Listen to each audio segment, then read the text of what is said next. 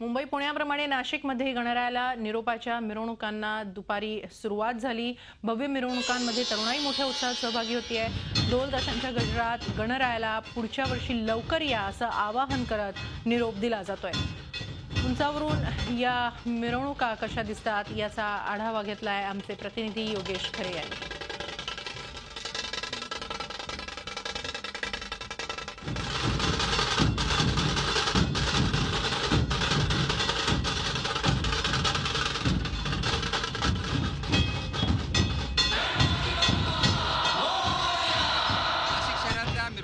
आता वाजत गाजत सुरुवात झालेली आहे। दूधवाला बाजारातून आपण बघतो आहोत की या मिरवणुकांचं प्रेक्षणीय असं हे संपूर्ण चित्र आपल्याला या ठिकाणी दिसतंय।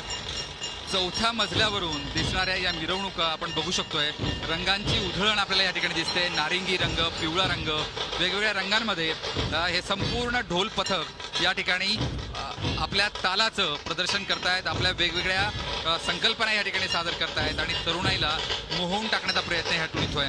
एकूणच आपण जर बघितलं तर यावेळेस सैराटच्या म्युझिकनं संपूर्ण ढोल आणि वेगवेगळ्या गाण्यांमध्ये त्या ढोलाचे जे ताल आहे त्यामुळे मंत्रमुग्ध सगळ्या तरुणाईला केलं आहे आणि त्याच प्रकारचे काही ढोलाच्या वेगवेगळ्या गाण्यांचं सादरीकरण हे या ठिकाणी होत आहे, तालांचं सादरीकरण होत आहे आणि त्याबरोबरच काही लेझिमही आणि त्याचबरोबर झेंड्यांसोबतचं एक जो नृत्य आहे ते नृत्य आपल्याला या ठिकाणी पाहायला मिळत आहे। मानाचा जो राजा आहे तो आपल्याला इथं पाहायला मिळतोय। याला नाशिकचा राजा म्हणून संबोधलं जातं। नाशिकचा राजा हा मानाचा राजा म्हणून ओळखला जातो आणि त्याची मिरवणूक ही पुढे आहे। सर्वात आधी गुलालवाडीचा गणपती जो आहे तो गेला आहे आणि त्यानंतर संपूर्ण गणपतीची ही मिरवणूक या ठिकाणी जाताना दिसते। या मुख्य मिरवणुकीमध्ये नाशिक शहरातले जवळजवळ 50 ते 100 गणपती या ठिकाणी आता हळूहळू या मुख्य मिरवणुकीत येतील आणि त्यानंतर या मिरवणुकीला शहरातून वाजत गाजत सुरुवात होईल।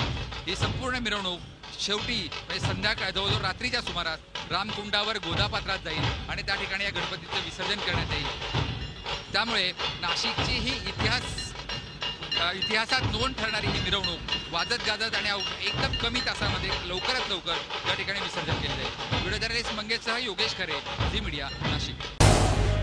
झी 24 तास रहा एक पाऊल पुढे।